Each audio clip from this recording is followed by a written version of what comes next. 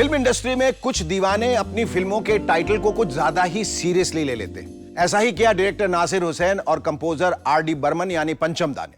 किस्सा है 1977 की म्यूजिकल हिट हम किसी से कम नहीं का। इस फिल्म की शूटिंग के दौरान नासिर हुसैन साहब लंदन गए हुए थे।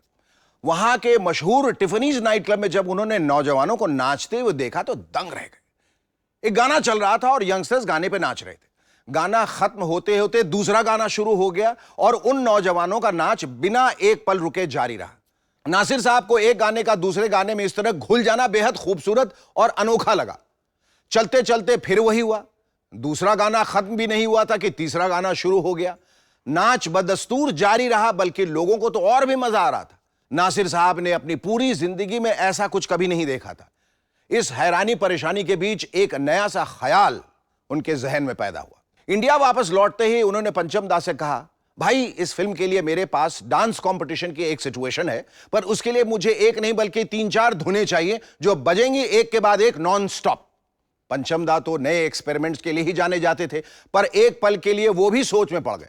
रिकॉर्डिंग से कुछ दिन पहले पंचम दा के करीबी दोस्तों ने उन्हें समझाया कि पंचम क्या कर रहे हो, म्यूजिक पिट जाएगा। इतनी तेजी से गाना एक के बाद एक बदलोगे तो सुनने वालों को तो कुछ पल्ले नहीं पड़ने वाला।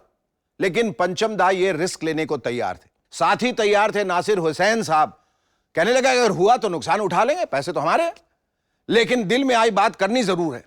आखिर फिल्म रिलीज हुई और ये 10 मिनट का म्यूजिक मेडले इतना पॉपुलर हुआ कि जो लोग ये फिल्म 8-10 बार देख चुके थे वो फिर थिएटर पहुंच जाते सिर्फ और सिर्फ इस मेडले को देखने। हम किसी से कम नहीं उस साल की बहुत बड़ी म्यूजिकल ब्लॉकबस्टर साबित हुई।